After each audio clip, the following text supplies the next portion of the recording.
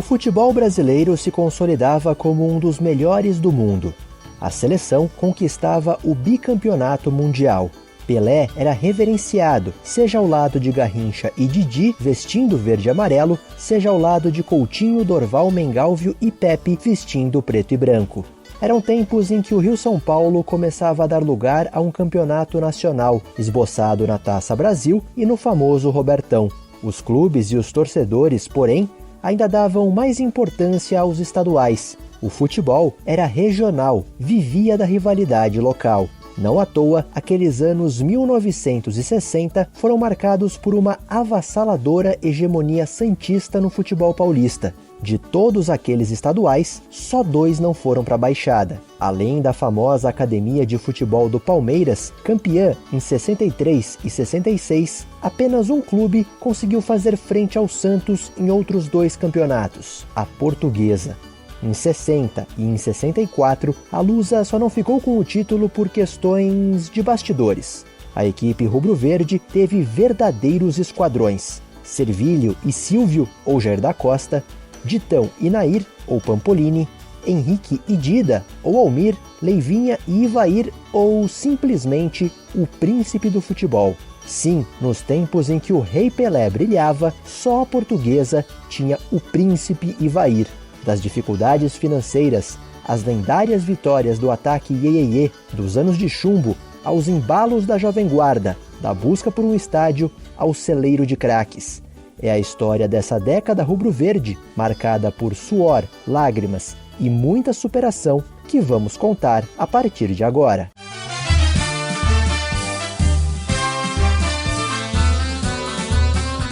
Lusa Geração Centenário.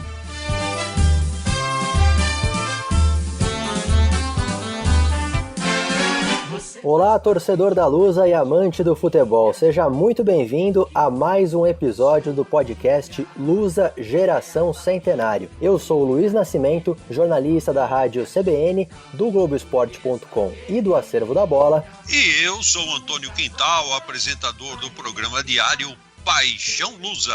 E nesse 5º episódio, vamos conversar sobre a década de 1960. Quem acompanhou o nosso último episódio viu que a gente já falava ali de alguns destaques que despontavam no time principal da Portuguesa. Exemplo do Félix no gol, do Ditão na zaga, o Jair da Costa, ainda muito jovem, sendo promovido ao time principal e, claro, o grande destaque daquele time ainda era o Servilho, grande goleador da Portuguesa. E a Portuguesa fez o Campeonato Paulista em 1960 muito bom, né, Quintal? A Portuguesa começou a sua caminhada um 3-1 contra o Noroeste no estádio antigo do Canindé. A Portuguesa ganhou do Corinthians no Parque São Jorge de 3-0. Teve um outro jogaço desse Campeonato Paulista na Javari contra o Juventus, 3-2, um jogo palmo a palmo.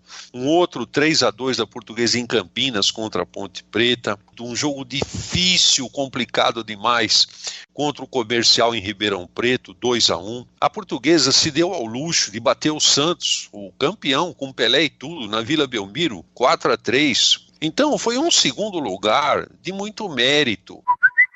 Um time armado com jovens da base, que na época eram os chamados pratas da casa. Tinha apenas 3 jogadores acima da faixa dos 25 anos, que eram o Odorico, o Ocimar e o Jutz.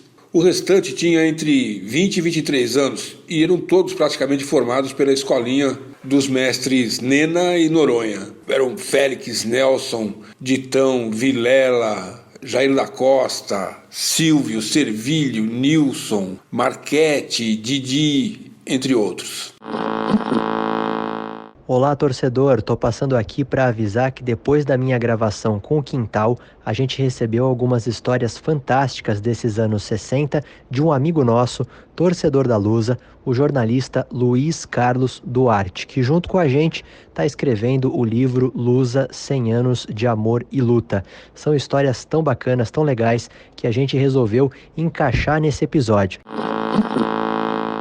O Silvio foi o artilheiro da Portuguesa com 28 gols. Foi um campeonato paulista maravilhoso, né? Não fosse aquela derrapada, aquele acidente lá de Bauru, 5-2 diante do Noroeste, a Portuguesa poderia ter chegado ao título, a disputar o título com o Santos, né? Santos já iniciando aquele período de hegemonia que ainda duraria muitos anos, né? Foram raros os anos em que o Santos não foi campeão paulista, naquele período ali de Dorval, Mengalvio, Coutinho, Pelé e Pepe. E a Portuguesa fez um campeonato muito bom e acabou perdendo essa chance num jogo cheio de polêmicas, cheio de histórias mal contadas e histórias não confirmadas até hoje. A Portuguesa perdendo de 5-2 para o Noroeste, onde os jogadores da Portuguesa sentiram problemas intestinais. Só para você ter uma ideia, Luiz e amigos que nos acompanham, o Toninho Guerreiro era centroavante do Noroeste. Com 30 segundos de jogo, ele já tinha feito 1-0 para o Noroeste. O Zé Carlos, que tinha jogado na Portuguesa, foi atacante oriundo da Portuguesa, e que durante a semana, não sei por que ele apareceu no Canindé, não sei se foi para rever amigos, não sei. Ele veio ao Canindé. Ele fez um gol aos 3 minutos e aos 13 ele fez mais um. Então, com 13 minutos do primeiro tempo, Luiz, estava 3-0 para o Noroeste. Um placar completamente fora de qualquer projeção para o futebol que as equipes jogavam na época e para o futebol que a Portuguesa estava apresentando na competição. Então, esse jogo de Bauru foi muito esquisito, foi muito cavernoso. Agora, uma bela história, né, Quintal? A Portuguesa voltando e a delegação presenciou um acidente, né, na beira da estrada, né? Na viagem de volta de Bauru, os jogadores viram um Volkswagen com uma família dentro de um rio. O Félix saiu correndo, liderou a operação de resgate, auxiliado por outros jogadores, e acabou salvando a família. Era um casal e 2 crianças. Que outro time proporcionaria uma manchete, um título desse tipo? Lusa perde o título, mas o goleiro salva 4 vidas. O Félix, inclusive, chegou a ser padrinho de casamento de uma dessas crianças que foram salvas. Em 1960, o Luiz Portes Monteiro foi reeleito presidente da Portuguesa. A piscina foi finalmente inaugurada em janeiro. Começou ali uma campanha também para atrair sócios e com a inauguração da piscina ela conseguiu começar a atrair sócios, mas mesmo assim ela ainda passava por dificuldades para fechar o caixa. E a Portuguesa abriu as portas também para o Sporting de Portugal, que veio a São Paulo para a inauguração do estádio do Morumbi. E eu queria que você contasse, Quintal, porque a Portuguesa, no primeiro jogo que ela disputou contra o São Paulo do Morumbi, ela aprontou, né? Coube a Portuguesa fazer o São Paulo perder pela primeira vez no Morumbi pelo Campeonato Paulista nos 4-3. O Silvio, que vivia um grande momento, fez 3 gols nesse jogo, o Nilson fez o outro, dentro dessa campanha maravilhosa que a Portuguesa fez em 60. O técnico desse time de 60 da Portuguesa era o Otto Vieira. O Otto Vieira veio desde 59. Começou o ano de 60 com ele no comando técnico. Depois de alguns tropeços e tal, a direção da Portuguesa entregou o comando da equipe na mão do Nena, dentro daquele processo que eu te falei, da preocupação financeira também. Fazendo a pesquisa para esse episódio, Quintal, cheguei inclusive numa foto em que aparece o Ipojucan como técnico do time infantil da Portuguesa. O time infantil que foi campeão paulista em 61. E é muito legal essa foto que você vê o Ipojucan ainda jovem, porque tinha acabado de encerrar a carreira, e mais jovem ainda, uma criança praticamente, tinha o Ivair. E em 61 a Portuguesa paga a última prestação pela compra do Canindé, portanto 5 anos da Portuguesa pagando para conseguir comprar aquele terreno, e a Portuguesa no Campeonato Paulista fica num 4º lugar. Em termos de regularidade na competição, a Portuguesa não conseguiu manter a mesma trajetória do ano anterior. A Portuguesa andou mudando muito de goleiro. A Portuguesa teve o Chamorro, teve o Carlos Alberto, teve o Félix. Eu acho que isso daí acabou gerando uma certa instabilidade para o próprio time. Eu acho que tirou um pouco daquela uniformidade, eu diria, do time do ano anterior, que veio com Félix, Nelson, Ditão, e era sempre Félix, Nelson, Ditão. Em 61, no Campeonato Paulista, como você destacou, né, Quintal, não foi uma campanha brilhante da Portuguesa. A Portuguesa tomou uma goleada do São Paulo de 6-0. Então você vê que as coisas não estavam ajustadas, né? Ela meteu 7-0 no Corinthians. Claro que é uma vitória emblemática, mas não só pelo placar, porque foi exatamente 10 anos depois de ter aplicado aquele 7-3, né, no Campeonato Paulista de 51. Mesmo sem ter uma campanha tão brilhante naquele ano no Campeonato Paulista, né? O ataque da Portuguesa engoliu o time do Corinthians, né? Era uma facilidade incrível. Tanto é que o goleiro do Corinthians, o Aldo, conta sobrou para ele, como sobrou para o Gilmar 10 anos antes. É preciso destacar o surgimento de uma dupla poderosa de ataque, Silvio e Servilho. Em 59, o Servilho foi vice-artilheiro do Paulista, atrás do Pelé, e em 1960 o Silvio foi a revelação do campeonato e também vice-artilheiro com 28 gols, 5 atrás do Pelé. O Servilho chegou a ser convocado para a Seleção Paulista em 1960, formou um ataque sensacional, era Julinho, Chinesinho, Servilho, Pelé e Pepe. A Seleção Paulista participou do Campeonato Brasileiro de Seleções, né, estaduais, e foi campeão com uma vitória por 2-1 em cima dos cariocas em pleno Maracanã. E foi o Servilho que marcou os 2 gols da vitória. Defendeu o Brasil na Copa Roca e foi campeão numa disputa acirradíssima, né? Os argentinos venceram no Maracanã por 4-2 e no jogo de volta lá em Buenos Aires o Brasil venceu por 2-0. Teve a prorrogação e o Servilho acabou fazendo o gol do título na vitória por 2-1. Então, esses anos 60, assim, a Portuguesa formou uma dupla que era de tirar o chapéu. Tanto que o Silvio é o 5º maior artilheiro de nossa história e o Servilho é o 4º, de acordo com as estatísticas disponíveis. Elas estão sempre sujeitas a atualizações, ajustes, mas Silvio e Servilho estão entre os 5 maiores artilheiros da história da Portuguesa.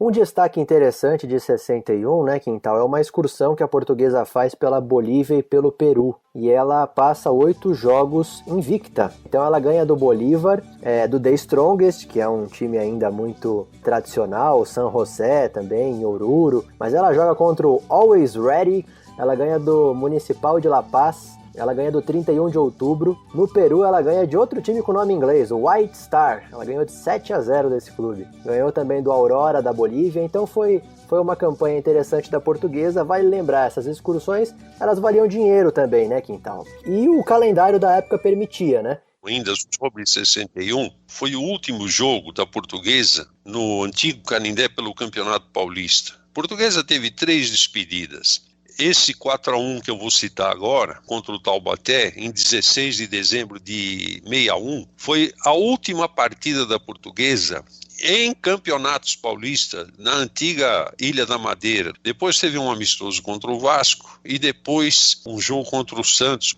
Em termos de campeonato paulista, o último jogo foi contra o Taubaté. Aí a Portuguesa só veio a jogar no Canindé em campeonatos paulistas no novo Canindé, isso na década de 70. Então foram mais de 10 anos que a Portuguesa jogou campeonato paulista de forma itinerante. Javari, Comendador Souza, Palestra Itália, Pacaembu, Parque São Jorge.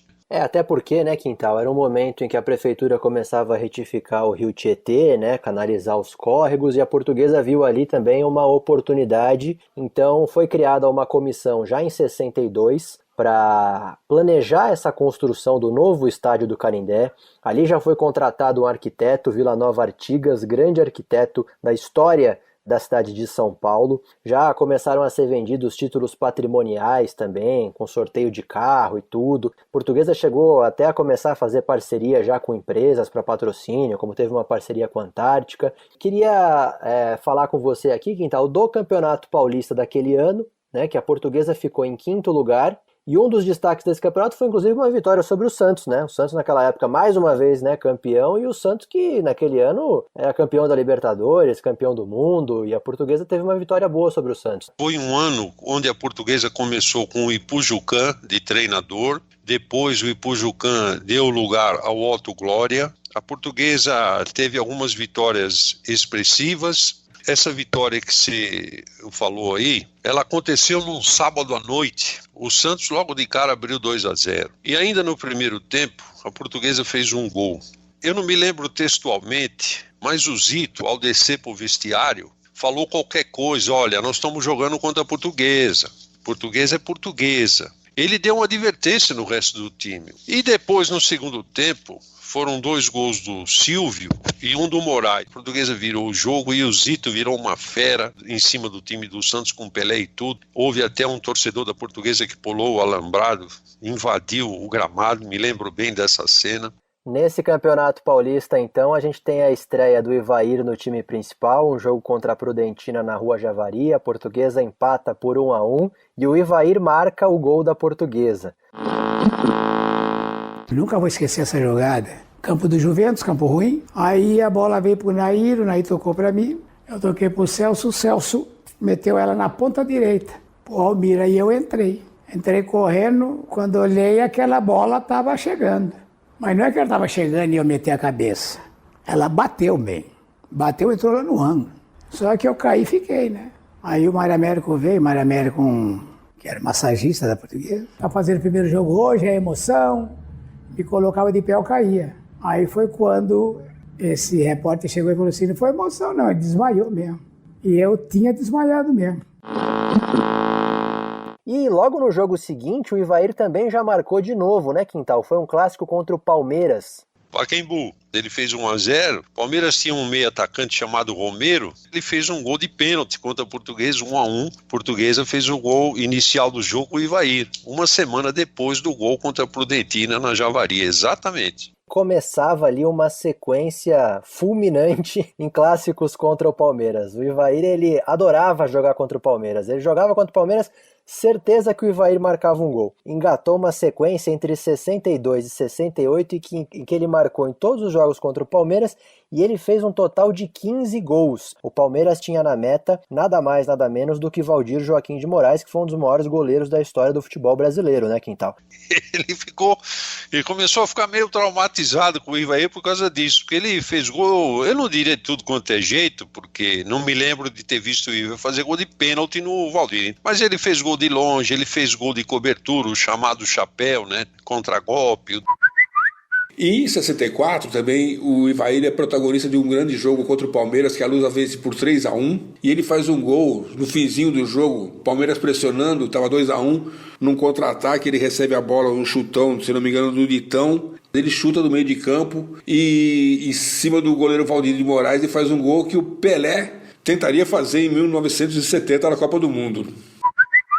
Portuguesa ainda em 62 fez mais uma excursão entre um turno e outro do Campeonato Paulista, ganhou de 5-1 do Jorge Wilstermann, ganhou de 5-1 do Racing, ganhou de 2-1 do Aurora e perdeu do The Strongest por 3-0. Então aí a gente volta a falar de uma ida da Portuguesa à Bolívia e nesse ano de 62 nós tivemos a Copa do Mundo, né, Quintal? Onde a Portuguesa teve como seu representante no elenco de 22 atletas que defendiam a seleção brasileira, o Jair da Costa. Ele foi reserva só do Garrincha, que fez a sua melhor Copa do Mundo, né, em toda a sua história. E o Jair da Costa que começou a despertar interesse de outros clubes, inclusive do exterior, né, Quintal? E já em 62, depois da Copa do Mundo, houve a transação do Jair da Costa para Inter de Milão, né? Jair da Costa foi jogar no futebol italiano. Lá ele construiu uma carreira fantástica, né? Foi tricampeão italiano, ganhou 2 vezes a Liga dos Campeões, foi campeão do mundo pela Inter de Milão também 2 vezes, é um dos ídolos mais reverenciados da história da Inter de Milão. Certo dia eu fui comentar um jogo na Vila Belmiro e encontrei o Antônio Marchetti. Quem trouxe o Jair para a Portuguesa foi o Marchetti. Por quê? Eles se conheciam lá de Osasco. E o Marchetti, nessa tarde, me contou o seguinte: o Jair tinha direito a 2 passagens de ida e volta para a Itália por ano. A Inter de Milão bancava isso para o Jair. E numa delas o Marchetti chegou aí com ele para a Itália, para Milão, e isso mostra o reconhecimento, a grandeza do Jair da Costa à Internazionale di Milão. Corso, ancora Mazzola, Jair fa il tiro, Jair sfugge il pallone a Costa Pereira e l'Inter è in vantaggio. Il pallone è arrivato a Jair che da destra l'Inter passa in vantaggio. Até dando um extracampo, porque eu acho que nessa época é muito importante o extracampo da Portuguesa, porque impacta no campo, né? A Portuguesa passou esses anos 60 aí numa instabilidade muito grande no campo financeiro, né? Em 62, 63, o presidente era o Bizarro da Nave. As campanhas que a Portuguesa vinha fazendo para a construção do estádio, para a ampliação do clube, elas vinham acontecendo, mas não na medida suficiente, né, para a Portuguesa conseguir implementar tudo aquilo que ela queria, né? Então foi ele que chamou o Manuel Marques Mendes Gregório e o Oswaldo Teixeira Duarte para eles cuidarem dessa parte, né, eles criaram uma comissão para a construção do estádio e foi inclusive já com Oswaldo Teixeira Duarte, né, chegando tendo mais protagonismo na política da Portuguesa, que a Portuguesa conseguiu a cessão dos terrenos adjacentes ali ao terreno dela no Canindé por 20 anos, isso em 63. Nessa contenção de gastos, né, ainda aproveitando os jogadores da base, foi inclusive o último ano do Servílio na Portuguesa, não foi, Quintal? Exatamente. A Portuguesa abriu mão, o Servílio foi jogar no Palmeiras. Em 63 eu estava na Portuguesa e o Palmeiras excursionava, estava perto de começar o campeonato. E aí o Palmeiras entrou em entendimento com a Portuguesa e conseguiu comprar o meu pai. Aí quando o Palmeiras voltou da excursão, uma excursão para o México, tinha contratado eu, Tupã e Djalma Dias. E em 63 a Portuguesa também mudou um pouco a sua filosofia do futebol, fazendo contratações de jogadores mais experientes. Trouxe o Gessi, que era um grande jogador do futebol gaúcho, jogador do Grêmio. Trouxe o Cássio, um meia que jogou no Juventus. O Gino Orlando, que foi um dos artilheiros do São Paulo, chegou à seleção brasileira. E a Portuguesa em 63 foi dirigida por dois grandes treinadores. O Otto, remanescente do ano anterior, e depois o Aimoré Moreira chegou para substituir o Otto. A Portuguesa, então, em 63, foi o pior campeonato da década, viu, Luiz? A Portuguesa ficou em 12º lugar, não foi, Quintal? Ela ficou só à frente dos times pequenos, né, nesse campeonato. E mesmo assim, times do interior, principalmente, na frente da Portuguesa. Então foi um ano muito ruim, um ano assim desastroso em termos de Campeonato Paulista, porque o Campeonato Paulista era sempre o campeonato mais importante das equipes, né? Já se falava em Libertadores, já se falava não, ela já existia, mas aquilo era destinado a um único representante no país, que invariavelmente era o Santos, que se deu ao luxo de abrir mão da disputa da Libertadores. Então, Libertadores no Brasil era um assunto que passava batido. O foco era o Campeonato Paulista e a Portuguesa foi muito mal. Terminou a competição estadual na 12ª colocação. E o Orlando Duarte me contou uma história que depois eu tive que pesquisar para descobrir qual era o ano. Uma história de que ele estava acompanhando a Portuguesa numa excursão para a Europa, ele obviamente jornalista e cobrindo. Num determinado jogo na Alemanha, o Otto Glória estava com gota, ele não estava se sentindo em condições de comandar a Portuguesa, ele chamou o Orlando Duarte e falou: você vai ser o técnico nesse jogo. E o Orlando Duarte acabou sendo técnico por um dia. E numa manhã em Ulm, na Alemanha, o elenco tinha Gino Orlandino. Reuniu o elenco e falou: olha, hoje eu não posso dirigir o time, o Orlando Duarte vai. Porque isso ficou louco. Não, eu estou com gota. Ele estava com gota ao extremo. E era um dia fechado. Ele foi de muleta, um agasalho, pedia para eu falar algumas coisas para o jogador. Eu falava, 1 a 1, mas tudo bem. Era a amizade do cara, ele confiava no que eu falava e tal. Foi nessa excursão, Quintal, que a Portuguesa, mesmo sem ter um time que tenha tido um grande destaque nesse ano, que ela fez um dos jogos que, se hoje a gente for lembrar, vai parecer algo completamente inacreditável, né? A Portuguesa jogou contra a Inter de Milão e ganhou da Inter de Milão de 3-2. E muita gente pode pensar que a Portuguesa pegou uma Inter de Milão com time reserva, um jogo que não valia nada. Não. Os recortes da época contam inclusive que o estádio estava bastante cheio, tinha mais de 20 mil pessoas. A Portuguesa ganhou de 3-2 com gols do Pampolini, do Nair e do Gino. E vale lembrar que a Inter nessa época aí era aquela Inter. A Inter campeã da Liga dos Campeões, a Inter campeã da Copa Intercontinental, que depois virou Mundial. Um resultado muito, muito relevante para a história da Portuguesa foi essa excursão em 63. A Portuguesa ganhou da Inter, o Jair jogou contra a Portuguesa, viu? Sim. Eu me lembro de ter visto alguma coisa de jornal da época, no pós-jogo, né? Um dia, 2 depois, porque não era a velocidade da informação, não é a velocidade que é hoje, evidentemente. Então a Portuguesa fez um grande jogo, ganhou de 3-2, motivada. Depois teve um jogo contra a Juventus também, acho que você vai abordar aí, né? A Portuguesa empatou com a Juventus por 0-0, né? Foi o jogo seguinte na Itália, né? Isso. Então, a Portuguesa fez uma campanha muito boa, perdeu em Portugal, depois já no fim da excursão, Porto. Então, eles foram muito bem nessa excursão.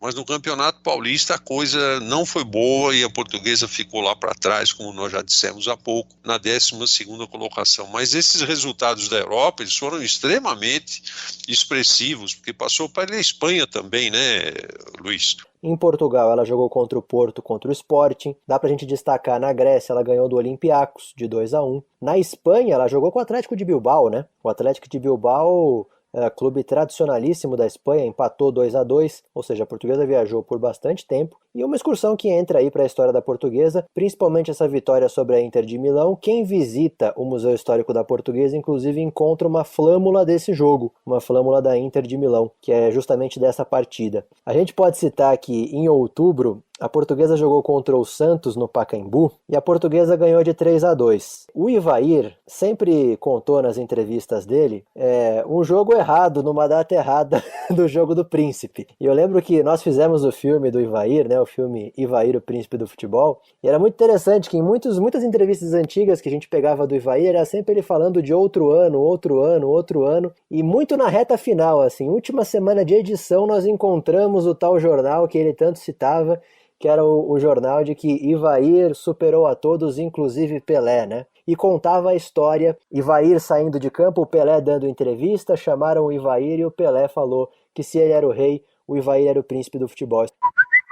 Eu estava lá, tinha 9 anos de idade, no Pacaembu. Foi no dia 23 de outubro de 1963. Era aniversário do Pelé e aniversário do meu pai. Mas quem ganhou o presente fui eu. O Ivair arrebentou, ele fez 2 gols na vitória por 3-2 em cima do Santos, de Pelé. E no final do jogo, o Pelé entrega a camisa dele pro Ivair e o batiza de príncipe, né? E é importante notar que o apelido não foi dado pela mídia, não, foi pelo rei, né? É sensacional essa jornada, eu lembro com carinho. E a gente já vai entrar no ano de 64, né, Quintal? Porque a gente está falando de Ivair, você falou de Aimoré Moreira. Em 64, a Portuguesa tem uma reformulação no time, ela traz alguns jogadores muito bons e muito importantes no cenário do futebol brasileiro. Eu queria que você contasse um pouco dessas mudanças da Portuguesa aí para 64. Chegou o Edilson, um jogador que se firmou como lateral esquerdo, e teve o Henrique Pereira, jogador revelado na base da Portuguesa, também junto com o Edilson. Chegou o Wilson Silva, um zagueiro que veio do América do Rio, e um ataque que recebeu o Almir, um ponta direita que depois jogou no próprio São Paulo, o Dida e o Henrique que vieram do Rio de Janeiro, uma dupla diária do Flamengo. Dida começou a Copa do Mundo de 58 como titular, depois o Pelé entrou no lugar dele. A bola voltou para Dida, Dida para Henrique, abriu o jogo bem para a extrema-direita, Nevaldo recolheu, cruzou perigosamente para Dida de cabeça no canto, é gol!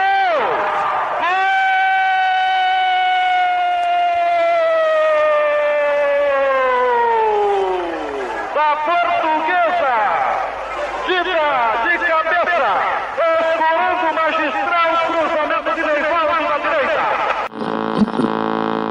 Portuguesa conquistou vitórias importantíssimas e chegou ao fim da competição com 40 pontos. Naquele tempo a vitória somava 2 pontos e não 3 como hoje. O Santos foi o campeão com 44, só que teve aquele problema da arbitragem danosa do Armando Marques, né, na Vila Belmiro, e quando ele deixou dar um pênalti clamoroso no Ivair no primeiro tempo.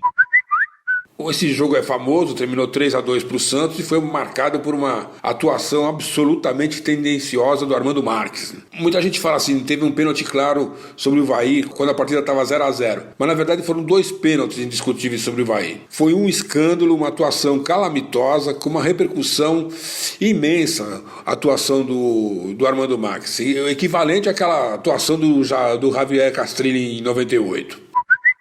Uma vitória ali, se você inverter o resultado, os dois terminariam com 42 pontos e uma disputa extra do Campeonato Paulista entre Santos e Portuguesa. Só para você ter uma ideia, o Santos teve 6 derrotas na competição, a Portuguesa também teve 6. A Portuguesa teve a defesa menos vazada do campeonato, 34 gols, o Santos teve 47. O Santos era um time extremamente ofensivo. E a Portuguesa fez 98 gols contra 95 do Santos. Então, veja você, havia um equilíbrio muito grande, e nós estamos falando de Santos, de Pelé, de Pepe, de Dorval, de Coutinho, de toda essa turma fantástica. A Portuguesa suplantou tudo isso, acabou ficando na terceira colocação, a 1 ponto do Palmeiras, mas o Aimoré Moreira conseguiu montar uma equipe que dava gosto de ver jogar. Aimoré, o que há? O pênalti aqui, todos nós dissemos o pênalti. O único que não viu foi o Armando, lamentavelmente. Apesar de eu reconhecer o Armando, o juiz é excepcional, acho que ele foi muito infeliz no lance. Oi, Moré, você sabe que seu time está jogando bem mesmo, né? Mais ou menos, o campo está muito ruim, o campo tivesse mais seco, o Bahia é um jogador leve, o Dida também, estão sentindo um pouco de dificuldade com isso. E aí em 64, fora do campo, né, o Bizarro da Nave era reeleito presidente da Portuguesa, mas a Portuguesa ainda passava por uma crise, ela não conseguia fazer vingar a campanha dos títulos patrimoniais.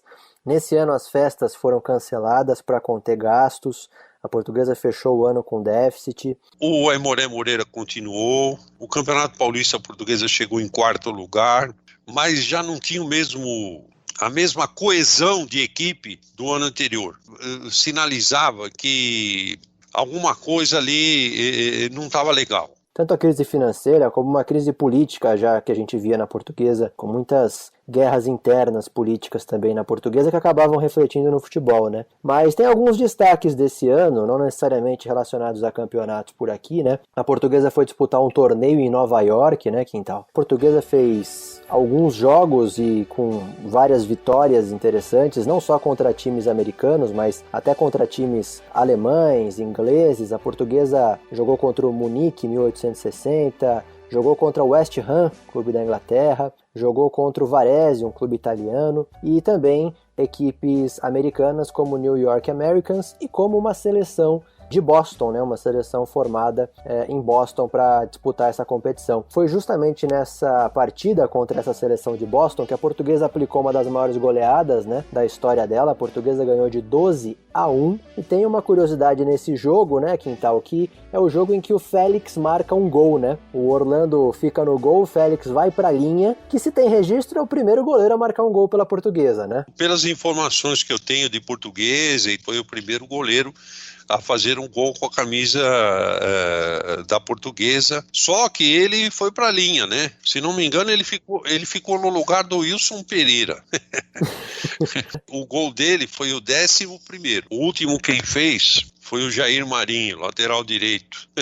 Todo mundo aproveitou para fazer gol. Em 65 foi aquele ano em que a seleção brasileira jogou tanto no Rio quanto em São Paulo no mesmo dia, né? A seleção brasileira pegou a União Soviética no Maracanã, um empate por 2-2, e aqui em São Paulo jogou contra a Hungria, né? Uma vitória de 5-3. E a Portuguesa cedeu vários jogadores para essa seleção brasileira, né? Foi uma rodada dupla, né, em horários diferentes, jogo no Maracanã à tarde, 2-2, e o Manga era o goleiro do Brasil, ele bateu um tiro de meta na cabeça de um atacante russo, a bola foi parar dentro do gol. E depois, à noite, 5-3, a Portuguesa tinha o Nair, o Félix, o Edilson, o Ditão, o Almir e o Ivair, né? Eu sei que o ataque tinha o Servilho, já era do Palmeiras, o Prado, eles acabaram com a Hungria no primeiro tempo. Foi 5-3, uma jornada maravilhosa da seleção brasileira no Pacaembu. Isso foi um domingo à noite. Tudo que a equipe titular do Brasil à tarde não fez no Maracanã, eles fizeram à noite contra a Hungria. Ficou marcada como a seleção azul, né? Porque ela jogou com um uniforme lá e outro uniforme aqui no Pacaembu, né? O português então teve Félix, Edilson, Nair, Ditão, Almir e Ivair. Agora, Quintal, 66, a gente vê que essa efervescência política na Portuguesa, ela era realmente muito grande e acho que chegou ao ápice, porque a gente teve a eleição, a disputa entre o Bizarro da Nave pela reeleição e o Mário Augusto Isaías, que já tinha sido presidente, e o Mário Augusto Isaías ganha do Bizarro da Nave, né? E aí eu queria até contar com a sua ajuda para contar essa história, porque logo depois, né, no dia seguinte da eleição, né, a Portuguesa anuncia a venda do Ditão e do Nair para o Corinthians, né? O José Bizarro da Nave, ele não contava com a derrota. Naquele tempo se usou muito o termo, na calada da noite, ele vendeu o Ditão e o Nair para o Corinthians, não me lembro bem, um era 100 milhões, outro era 200, porque ele teria, vou colocar o condicional, que a gente não tem como provar, ele teria dinheiro emprestado na Portuguesa e ele não queria ter esse prejuízo. Então, a argumentação dele é que ele vendeu os dois para resgatar o dinheiro que ele tinha colocado no clube. O fato é que essa história não caiu bem, a torcida da Portuguesa ficou na bronca com o José Bizarro da Nave, e o fato é que a Portuguesa perdeu dois grandes jogadores, um que era um esteio da defesa e outro que era um cabeça pensante do meio campo, dois grandes jogadores, sim senhor. Cá está o clássico Corinthians e Portuguesa já iniciado com muita rivalidade, principalmente depois da celeuma criada com as transferências de Nair, que já lançou essa bola, e Ditão, que está lá firme na zaga central do Corinthians. E aí o Mário Augusto Isaías então assume a presidência da Portuguesa. Ele já cria uma comissão para construir um ginásio também no clube, mas obviamente que toda essa crise política, essa saída de Ditão e Nair, o futebol ainda passou por um ano bem instável, né, Quintal? No Campeonato Paulista, a Portuguesa ficou em 6º lugar, né? A Portuguesa já vivia o problema de ser um clube itinerante. Quando você não tem um gramado, um estádio, você não tem um local para receber o seu torcedor, ter o apoio da sua torcida, isso pesa. Se você tem uma equipe estruturada, experiente, como foi o caso de 64, você ainda suporta algumas situações. Mas no caso de 66, era uma equipe mexida, uma equipe que não tinha mais o Jair Marinho, uma equipe que não tinha mais o Ditão, uma equipe que não tinha mais o Pampolini, uma equipe que não tinha mais o Nair. O time começou a sentir isso. A Portuguesa teve 3 técnicos no ano de 66. Ela começou com a Aimoré Moreira, que vinha desde 63, chegou o Jim Lopes. E aí que a Portuguesa começou a naufragar. A Portuguesa trouxe jogadores com um nível completamente diferente daqueles que tinham saído. A Portuguesa trouxe Pedro Romano, trouxe Bueno, trouxe René, um zagueiro carioca, o Gerry, inclusive foi comprado, eu me lembro, por 120 mil cruzeiros, eu nem sei quanto é que era o dinheiro, né? 120 mil alguma coisa, gordo, fora de forma, não deu certo na Portuguesa. De tudo isso, quem escapou foi o Ratinho. O Ratinho veio nessa época, o Ratinho foi o único que deu certo praticamente. Se não bastasse isso, o Félix falou algumas verdades, e todo mundo que fala uma verdade no Canindé paga caro porque falou a verdade. O Félix falou algumas coisas, foi uma espécie de um desabafo. Ele manifestou o seu descontentamento de uma forma pública. Isso chegou a ser divulgado, chegou a parar no jornal.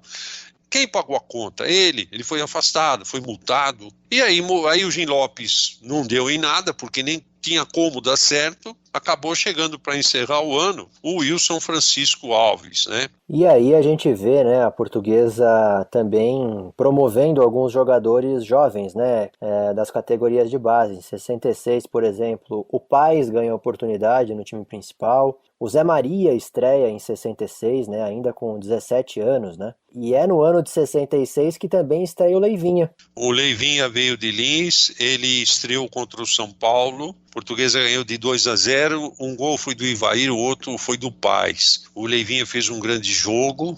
O São Paulo, na época, acho que tinha o Didi, que tinha sido meia da seleção brasileira, todo mundo falando do Didi, no fim quem jogou bola foi o Leivinha. Eu estava ali há 10 dias só na Portuguesa e já tive a oportunidade de jogar contra, o primeiro jogo meu foi contra o São Paulo, na estreia do Didi, Folha Seca no São Paulo. O Didi, que já era um jogador já veterano, então todo mundo só se falava na estreia do Didi, não? Pelo que ele representava, e esqueceram da Portuguesa. Eu queria só fazer um registro ainda sobre 66. campo do Nacional. A Portuguesa ganhava do Comercial. Jogo tranquilo, o time jogando bem, aquela molecada, né? Tinha Leivinha, Ratinho, Ivair, Paz. E aí o Leivinha marcou o primeiro gol dele lá e a torcida toda entusiasmada, porque o corte da camisa do Leivinha, assim, do ombro, não ficava no ombro, ele ficava na metade do braço aqui, sabe, do antebraço, né? E aí, rapaz, o Comercial acabou empatando o jogo 4-4, aquela torcida que estava toda eufórica, aplaudindo, foi um tal de xingar, o pessoal saiu lá da Comendador Souza chutando lata, ganhando de 4-1, vai deixar os caras empatar e tal, e o Comercial empatou mesmo. Paulo Binha, aquele dia, estava inspirado, acho que ele fez o terceiro e o quarto gols do Comercial. Não, mas o Leivinha é muito legal você ver as fotos dele começando na Portuguesa, ele ainda muito franzino, né? E o uniforme era grande pra ele, a camisa era grande pra ele, né? Pouca gente ainda conhecia o futebol do Leivinha, e o Leivinha na velocidade, no drible, tanto que alguns dizem que o Leivinha inventou a pedalada, né? Ele mesmo fala que trouxe algumas coisas do futebol de salão, porque ele gostava de jogar muito futebol de salão, né? Bom, ainda nesse ano de 66, foi um ano em que a Portuguesa novamente participou do torneio de Nova York. Ela disputou 7 jogos, 5 vitórias e 2 empates, voltou para cá invicta. E em 66, a gente tinha a Copa do Mundo. A polêmica dela se arrasta até hoje, né, Quintal?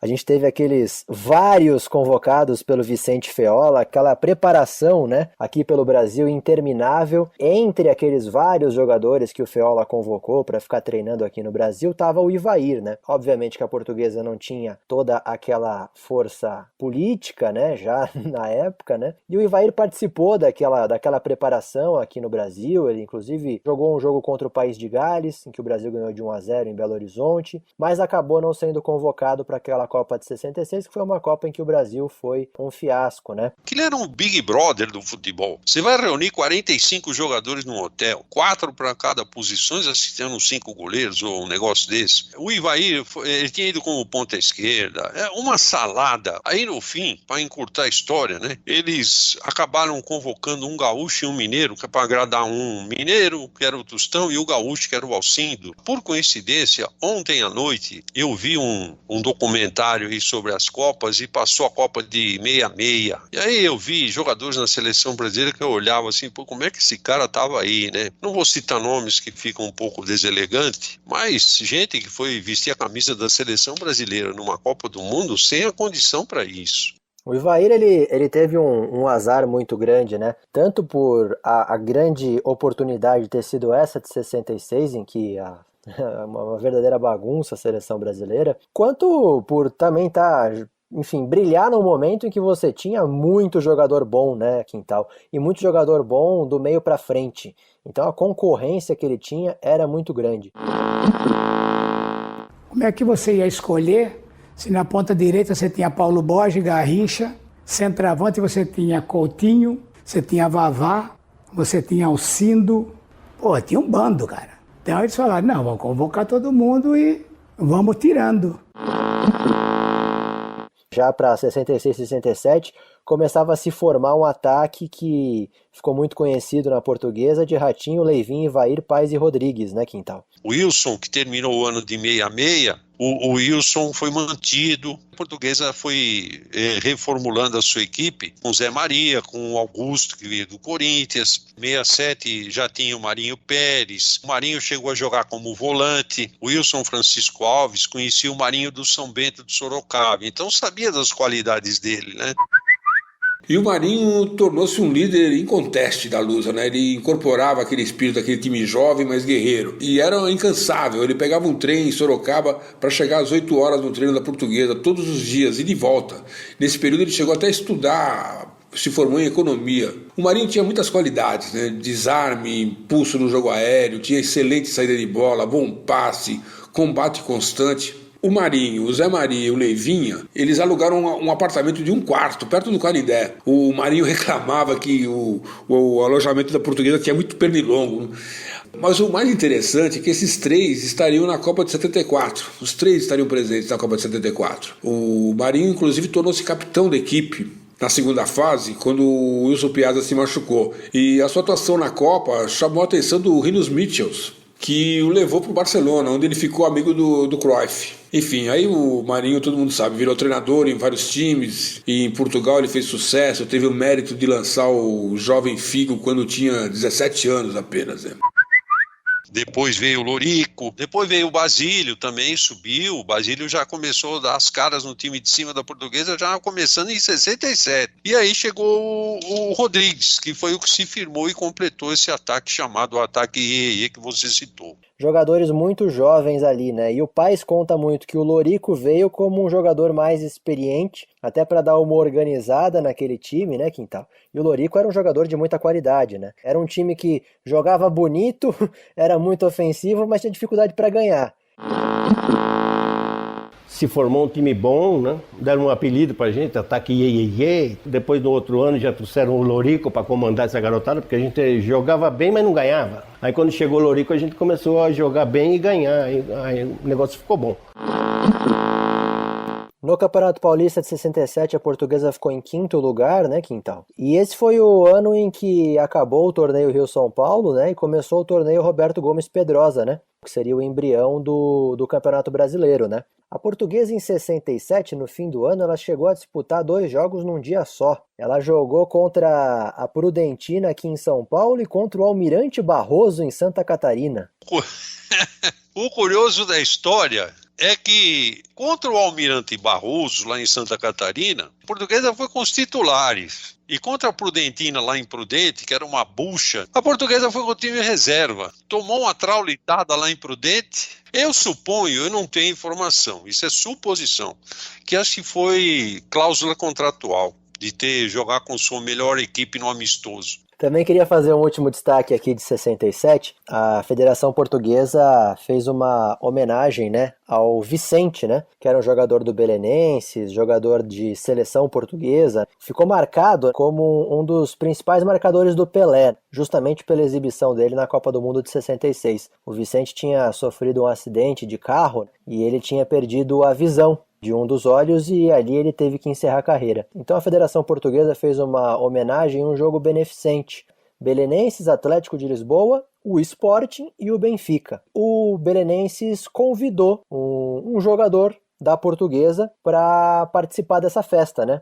O que se sabe da época é que, inclusive, eles queriam levar o Pelé, né, Quintal? Por vários compromissos e impedimentos, o Pelé não podia ir. Foram atrás do Príncipe, o Príncipe jogava na Portuguesa, e o Ivair foi participar desse jogo lá em Portugal. Ele foi defender o Belenenses e o Ivair, inclusive, marcou gols nesse jogo contra o Atlético de Lisboa. Esse Atlético de Lisboa, ele tem o lugar dele, por exemplo, nós, quando a gente fala o português, é Canindé, São Paulo é Morumbi. Esse Atlético chama um local lá de Lisboa chamado Tapadinha. Time que hoje disputa as divisões, os campeonatos secundários de Portugal, e o Ivair foi lá e foi o goleador lá. O Belenenses ganhou de 3-0 e ele fez os 3 gols do time azul lá do Belém. Em 68 foi eleito o Manuel Marques Mendes Gregório como presidente da Portuguesa, e ele fez algo que não está tão fora de pauta não na Portuguesa, né, Quintal? Ele expulsou todos os conselheiros ausentes que não tinham participado das últimas 3 reuniões, deixou muita gente descontente, mas depois isso se mostrou uma decisão muito acertada, e ele também baixou uma regra ainda mais rigorosa para conter despesas. A Portuguesa perdeu um dos seus destaques nessa década, né, que já vinha tendo ali alguns atritos, mesmo com a diretoria, como a gente já contou, que foi o Félix. Foi vendido para o Fluminense, né, Quintal? Gostaria de destacar uma outra dupla que é de tirar o chapéu e que foi formada por goleiros, né? Inusitada, era o Félix e o Orlando. Ambos alternaram momentos como titular do gol. O Félix chegou a ser convocado para a seleção brasileira, né, naqueles anos 60, em 65, se eu não me engano. E conforme a fase de cada um, o melhor assumiu o posto de goleiro. Até que em 67, o Wilson Francisco Alves, o Capão, na disputa da Taça de Prata de 67, determinou o rodízio de 1 por 1. Um jogo era o Félix e o outro era o Orlando. Uma atitude raríssima na história do futebol, né? Completamente inusitada. E a Portuguesa fez uma bela campanha naquela Taça de Prata. Foi a primeira a ser disputada após o final do Rio-São Paulo. Eram 2 grupos, classificavam-se 2 primeiros de cada grupo. Para variar, a Lusa estava no grupo mais disputado. Se tivesse no outro grupo, teria se classificado para o quadrangular final. Ainda assim, terminou em quinto lugar na classificação geral. Agora, voltando à dupla de goleiros, né? Félix e Orlando defenderam a Lusa por vários anos e praticamente têm o mesmo número de jogos.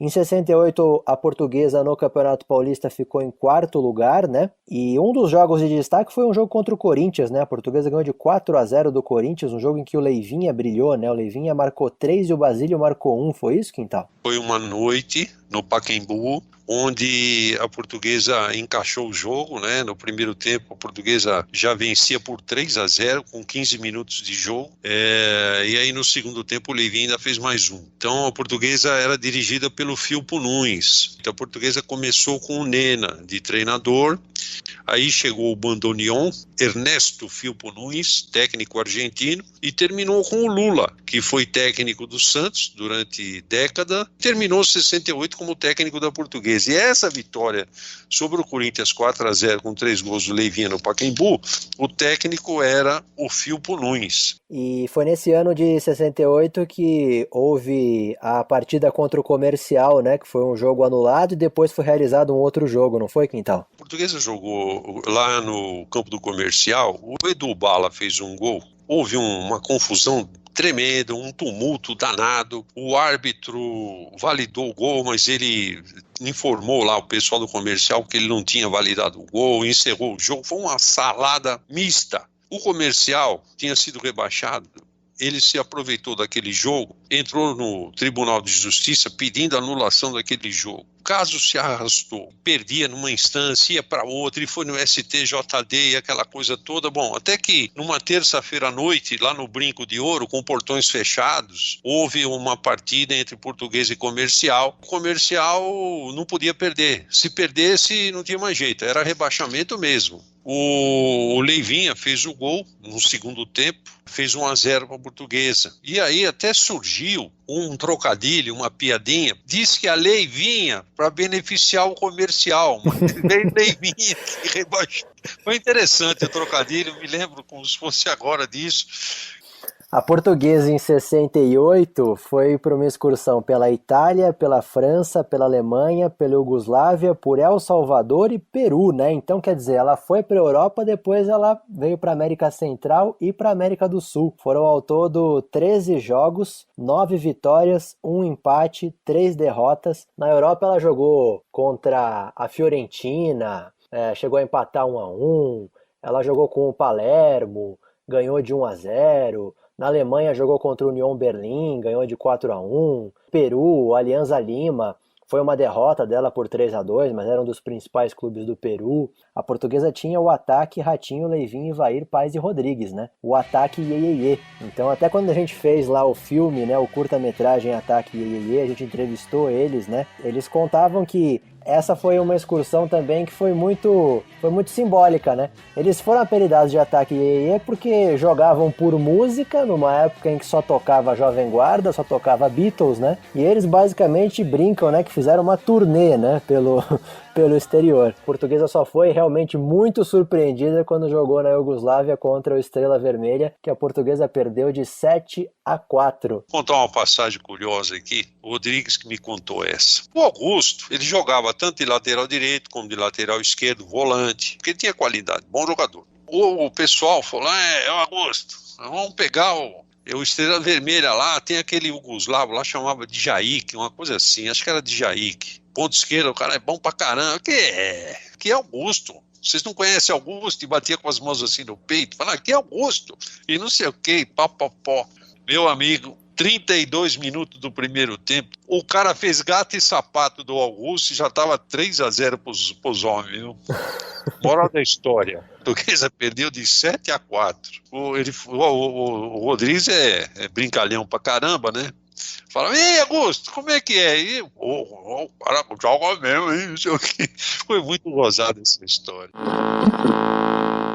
Mas só que os caras falaram aqui pro Augusto, o bicho vai pegar lá, meu. Tem um cara lá que joga muito, aí seleção da Iugoslávia, Augusto brincalhão, não tem aqui nada, aí, marquei Garrincha, meu. Não vou marcar esse cara aí, meu. Rapaz do céu. Você precisa ver o que acontecia, meu. O cara pegava a bola e descia assim, ó, pra esquerda e fazia 5 cipel. Pum, jogar a bola por trás aqui, a bola saía lá, Augusto ali, né? Jogava assim e puxava o Augusto, saía pra ali e cruzava. O Portuguesa, inclusive, jogou na Alemanha Oriental nessa época, pegou alguns times que, obviamente, nem existem mais, até porque nem a Alemanha Oriental existe mais, né? Mas foi uma excursão também para consagrar aí esse ataque de jovens da Portuguesa. A gente já caminha aqui para 69, né? O último ano aqui da nossa década. Se a gente for falar primeiro do futebol, né? A gente pode citar que em 69 a Portuguesa, então, vende o Ivair para o Corinthians. Depois de praticamente 7, 8 anos como titular da Portuguesa, né? Depois que ele entrou no time, praticamente não saiu mais. Titularíssimo, acabou sendo negociado com o Corinthians. Nós fomos na sala do homem. O homem virou para a gente e falou: não, vocês vão ser vendidos porque a gente tem que construir o campo. Nós não podemos segurar vocês aqui sendo que está tendo proposta. Em 69, o presidente ainda era o Mendes Gregório. A Portuguesa ela chegou a lançar uma campanha, foi a campanha Bandeirantes, para doações dos torcedores. Acabou não dando, né, tão certo quanto eles imaginavam, mas saiu do Oswaldo Teixeira Duarte, ainda ali naquele ano de 69, a ideia do carnê Jubileu de Ouro, em que os torcedores faziam um empréstimo, né, mensal à Portuguesa. Alguns já pagavam logo o carnê inteiro, para esse dinheiro depois ser resgatado nos 2 anos subsequentes, e aí o torcedor tinha direito a usufruir do clube. E ali o Oswaldo Teixeira Duarte, ainda não como presidente, foi crucial, né, Quintal, para que a Portuguesa conseguisse levantar, né, gerar receitas para começar as obras do Canindé. A gente tinha ali naquela época, já tinham apresentado as plantas, e as obras finalmente sendo iniciadas em 69. Então foi um período ali, foram anos dessa década de 60 de muita luta, de muita dificuldade financeira, mas no fim das contas partiu da torcida, né, Quintal? Uma grande mobilização para que a Portuguesa de fato conseguisse começar essas obras do Canindé. Eu diria para você que é meio cultural isso na Portuguesa, né? No fim o pessoal se mobiliza, então os recursos financeiros sempre foram limitados, escassos na Portuguesa. Para variar, a mobilização popular, digamos assim, é que acabava resolvendo os problemas da Portuguesa. A Portuguesa, nessa época, ela chegou a alugar um espaço no Rio Pequeno, onde ela treinava, Chácara Rubro-Verde. Concentrava também lá, né? Só a gente via no jornal, né? Treino no Rio Pequeno, concentração no Rio Pequeno. E tanto é que no Rio Pequeno, até hoje, e eu cheguei a jogar contra na várzea, Portuguesa do Rio Pequeno. Bom, nesse ano de 69... houve uma mudança de regulamento no Campeonato Paulista, foi dividido em 2 grupos, né? A Portuguesa acabou esse campeonato em 5º lugar, e a gente já tinha também o Robertão, a Portuguesa ficou ali na primeira fase. Algum destaque mais relevante desse ano 69 no futebol? Curiosidade no futebol, a Portuguesa tinha o Lula no começo da temporada, o Lula que foi técnico do Santos, e o Lula trouxe o Coutinho, que jogou com o Pelé, fez uma das maiores duplas da história do futebol mundial, já fora de forma e tal, tinha problemas, né, de joelho, uma coisa e outra, mas o Lula ainda o trouxe para a Portuguesa, jogou aí, se eu não me engano, 6 ou 8 jogos, fez 1 ou 2 gols só, mas não tinha mais condição, muito gordo e tal. A Portuguesa teve, nos esportes amadores, alguns destaques nessa década de 60. Em 1960, a Portuguesa criou o departamento feminino. E ali também já foi criado o departamento de natação, né? Quando da inauguração da piscina, né, a Portuguesa teve conquistas, ela chegou a ganhar prêmios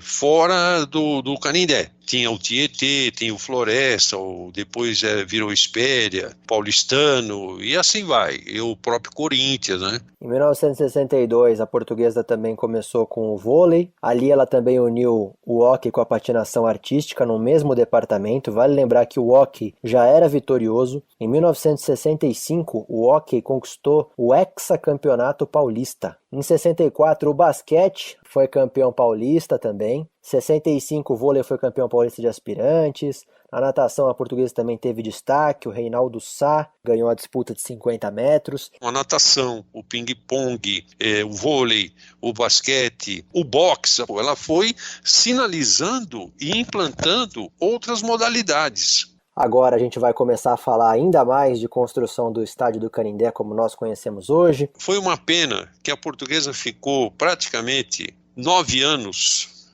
sem ter um lugar para jogar. Dela, pesou muito. Quintal, muito obrigado por mais esse podcast e a gente volta então nos anos 70, combinado? Combinado. Luiz, mais uma vez, muito obrigado pela oportunidade. Foi muito legal de alegrar meu coração por falar da nossa Portuguesa. Esse episódio aqui novamente foi gravado pelo próprio vice de comunicações, o Bruno Fernandes, a quem eu agradeço pelo convite feito a mim e ao Quintal para participar desse podcast Lusa Geração Centenário.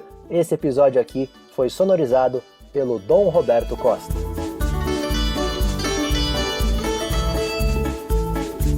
Lusa Geração Centenário.